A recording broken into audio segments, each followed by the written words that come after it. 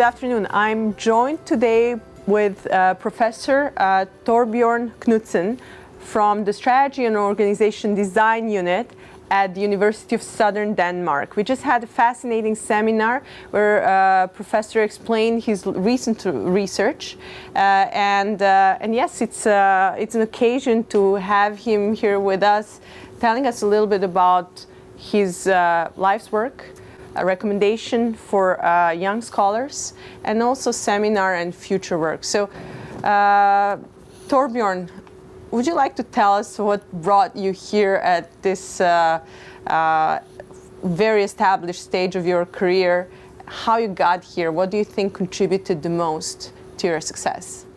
First of all, thanks a lot for the invitation here, and I mean, these are big questions, so where to start, I have no clue, to be honest. I think it was the beginning, which is not much of an answer. So I would rather say it was a mixture of curiosity and accidents that brought me to research. It was like, I think with so many others, perhaps yourself, is like we look into this, we're a little curious, and then we start doing research, engage with the researchers as PhD students and so on. And before you know it, it sweeps us away. At least in my case, it was like that.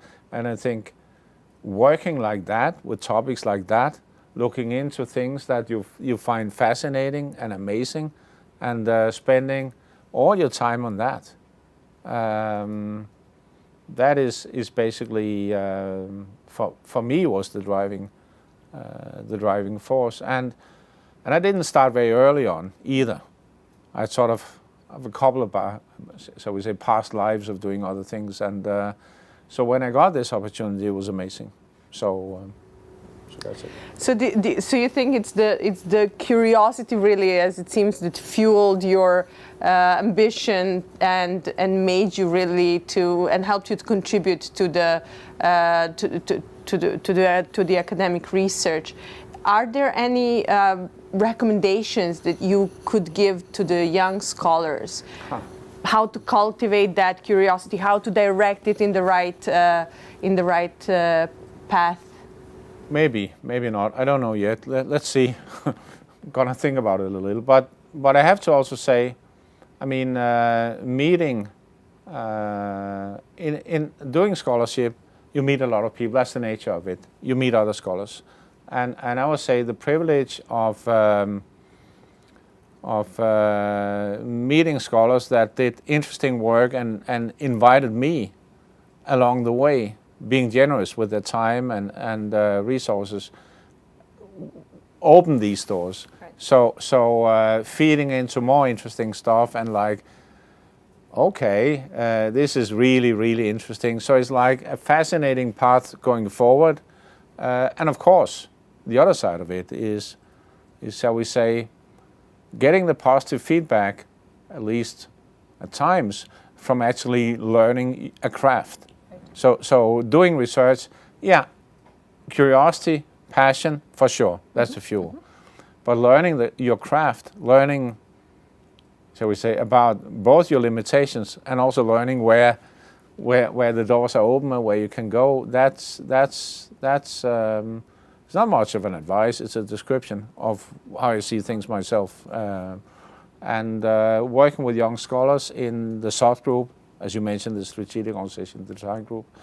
So we have one way of doing it, and I don't think it's better or worse than so many other places, but it works. And it's based on a culture of openness, trust, and teaming people together. So a lot of collaborative work going on there in that group as it evolves. And I think the premise that there's a respect relating to what people do, where they want to go. So we don't see this as a house where everybody must stay. Right.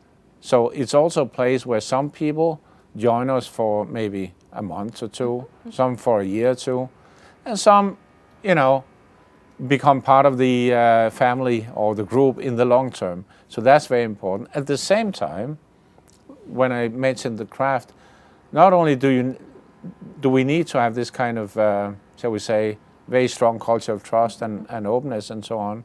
So the other side of, shall we say, the family imagery is a very, very strong professional code. Can you tell us a little bit more about that? Strong professional code means to develop jointly with a community of scholars. So it's not a little bubble. We live in Odense, Denmark, as you know. Yep. So it's not a bubble in Odense. But actually, what we do is premised on what our colleagues in the broader community is doing. You know, so part of that is, for example, an extremely active and lively seminar series. Right. So the SALT group, we have, every week an international colleague presenting. And who decides that? So basically, the members of the group invite people. Since it's established, you know, visitors, they are likely to join us. So in that sense, we're exposing ourselves to the newest and best that our colleagues produce. And the other part of it is not being insular in our what we do. Mm-hmm.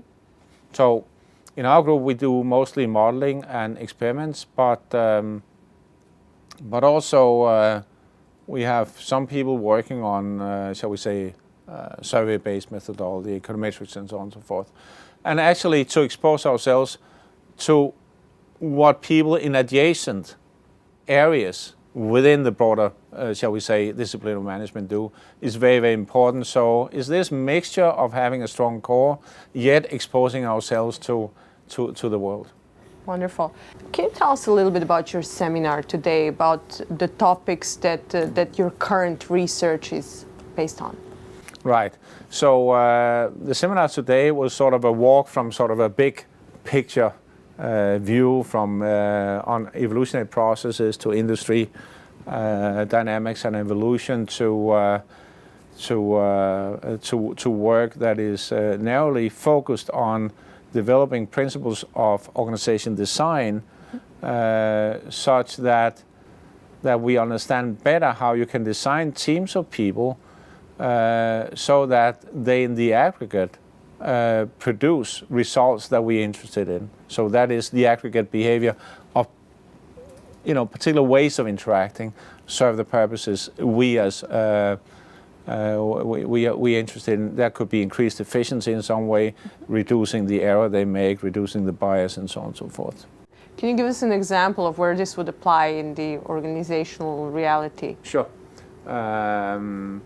There are plenty of examples of that. For example, our work on screening structures immediately applies to any kind of decision processes, be that at the board, the exec board, or be that in units that decide whether to take the left or the right turn, so to say, in new product development, or crucially, for example, in hiring decisions. So here we have, we are in the what we call Rambla de Innovación, which is a Spanish term for innovation high street.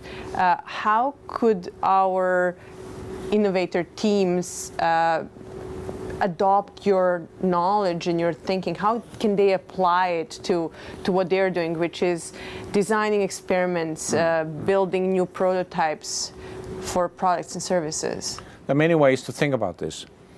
An immediate suggestion would be, if you think open innovation and crowdsourcing, basically there's a question, how do you best structure the input from the crowd, so to say, from your stakeholders, your customers, and so on and so forth. So, do we in some way just take the input we can get? Do we put different weights on that input? Do we structure interaction among different stakeholders along the way? And the work we're doing can tell you or give you some pretty strong suggestions of how to structure those inputs over and beyond what we know currently, for example, in the literature on open innovation. Okay, very interesting. So that would mean that an innovator team could be better advised to whether initially to go to the early adopter to get the feedback, what kind of questions to ask, whether the at what point other stakeholders like regulators should be consulted. Correct.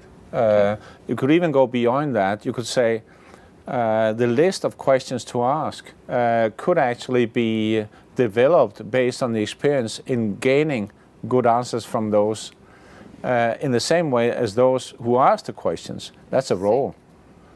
That those who fill that role, we could learn who should best match that role.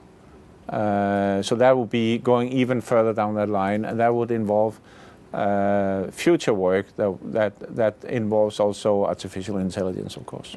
I want to get back to that point in a second, but I have just one personal curiosity that I would want your opinion on. So we are dealing with a very complex environment here, right? So when an innovator needs to has an idea, this idea is multifaceted.